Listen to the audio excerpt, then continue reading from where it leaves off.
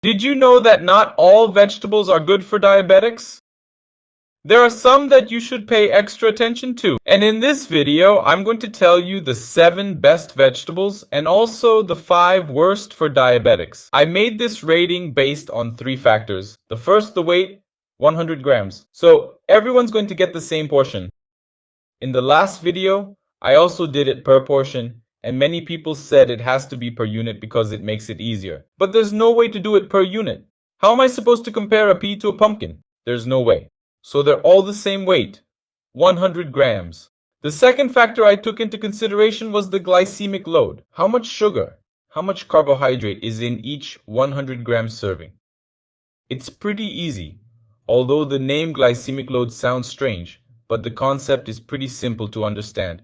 It's the amount of sugar, carbohydrate that is in each food. Many diabetics aren't familiar with this concept because everyone only talks about the glycemic index, which is how much a certain food will increase your blood sugar. That's what the glycemic index is. But the glycemic load is just as important, if not more important, than the glycemic index. So in this video, I'm going to consider the glycemic load.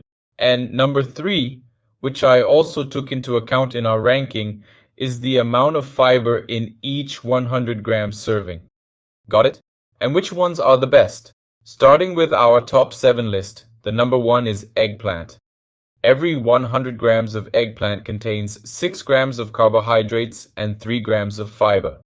So it's a great choice of vegetable for diabetics, as it won't raise your blood sugar. Additionally, there are scientific studies showing that eggplant may improve blood fats, can improve your lipid profile. This is another plus point because many diabetics also need to watch their cholesterol, so eggplant is a great vegetable in that case. What about eggplant juice? You guys always ask here in the comments, does it work for diabetes? There's no scientific evidence, there's no big study that actually proves that eggplant juice works for diabetes. So here, eat the eggplant. Don't drink juice or take pills, okay? Number 2, carrot. Carrots are carotenoids and have several beneficial functions in our body. Not only for vision, most people associate eating carrots with improving vision, but carrots contain several other minerals, vitamins, and even aid in intestinal health.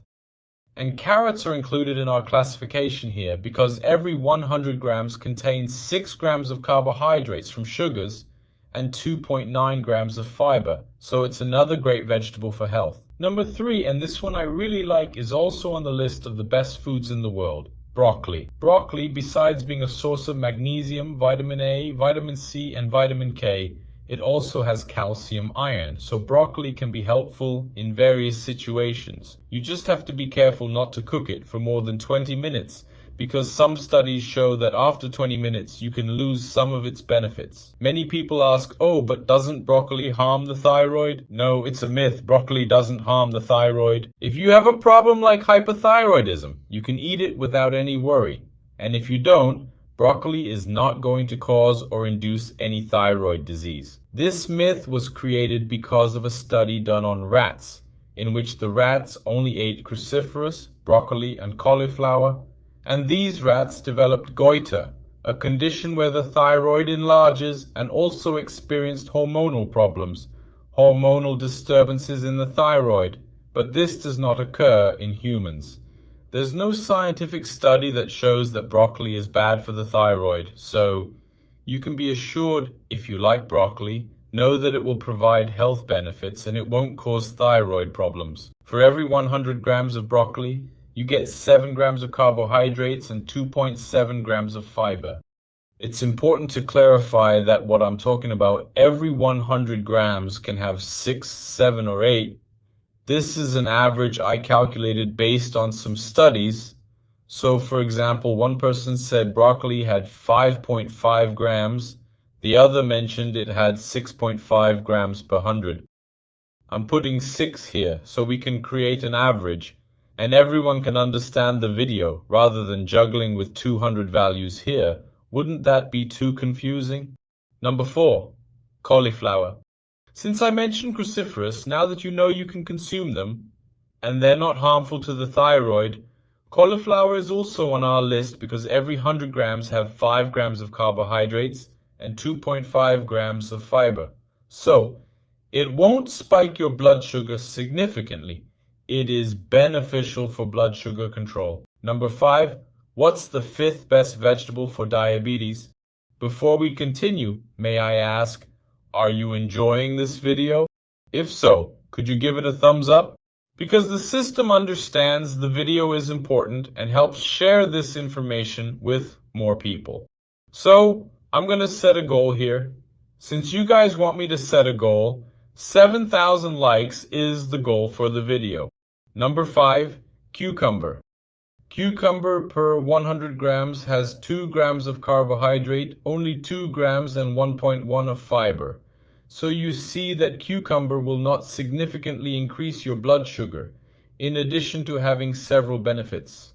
So with that, it makes our list. Number 6, coyote. Coyote per 100 grams has 4 grams of carbohydrate and 2 grams of fiber, as well as various vitamins such as A, B, C, and it contains iron and phosphorus. So coyote is an excellent vegetable for those who are controlling their blood sugar levels. I want you to pay attention to these numbers that I'm mentioning so you can compare them with the worst ones, even to understand the video. So you're left wondering why he rated one as better and another as worse. So pay attention, the coyote for every 100 grams has 4 grams of carbohydrates, so it's great for those who are watching their blood sugar levels. Number 7 is the radish. Radish per 100 grams has 3 grams of carbohydrates and 1.5 grams of fiber. Why did I rank it as number 7? In addition to having B vitamins, vitamin C, radish also has anthocyanins, which are being studied and linked to a decreased cardiovascular risk, so it can protect your heart, which is also very important for if you're diabetic, considering that many complications are tied to cardiovascular risk. Radishes are a wonderful vegetable for you to incorporate into your diet. So, what are the worst vegetables for diabetics? Those you should be extra cautious with, or perhaps even avoid. Number 1, this one is pretty controversial. That's why I put it at number 1 on our list, which is beets.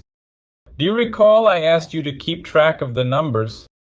So, per 100 grams, beets contain 12 grams of carbohydrates and 3 grams of fiber, significantly higher than other veggies, more than twice the amount of sugar as some on the list. Does that mean it's forbidden to eat beets? Not at all, but you should be aware that they contain a slightly higher amount of sugar. Beets also offer numerous benefits. They're widely studied for their positive effects on blood pressure. So beets have health benefits. I'm not talking bad about beets.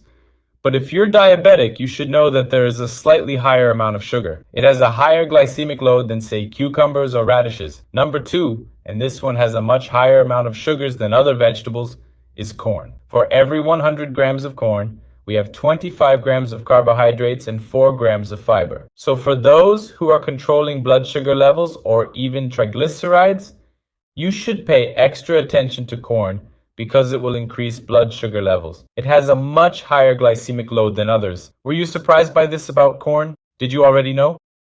Many people don't know. They assume that corn is the same as other vegetables, but this one might surprise you. Number 3, peas. There's an interesting story with peas. Once I was speaking to a diabetic patient and he said, "Oh, I'm eating loads of peas because they don't taste of anything, so they mustn't have any calories." Is it actually good for you? So it's not really like that. Just because many people think they don't taste like anything doesn't mean they don't have sugars, they don't have carbohydrates. For every 100 grams of peas, there's 15 grams of carbohydrates and 5 grams of fiber. So it's slightly less than corn. But even so, if we compare it to the best ones, you'll see it has a lot more.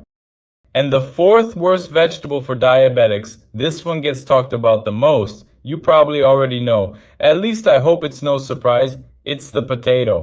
For every 100 grams of potatoes, there's 18 grams of carbohydrates and 2 grams of fiber.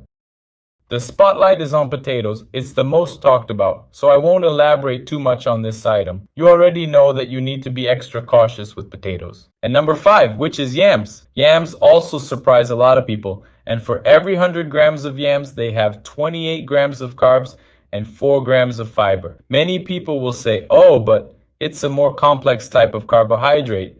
Yes, yams have also proven health benefits, but if you're counting your carbs, you should cut back. You need to decrease your yam consumption, okay? From 0 to 10, what grade do you give to this video? If it's 10, I'll make more videos like this. Also, write down in the comments from which city you're watching, which part of the world you belong to. Now I'm going to suggest a playlist for you to watch. It's all about diabetes. In this playlist here, there's a lot of information about tests, about other beneficial foods, how to control blood sugar levels. You'll find a lot of information if you click and watch this playlist here. A hug. See you next time.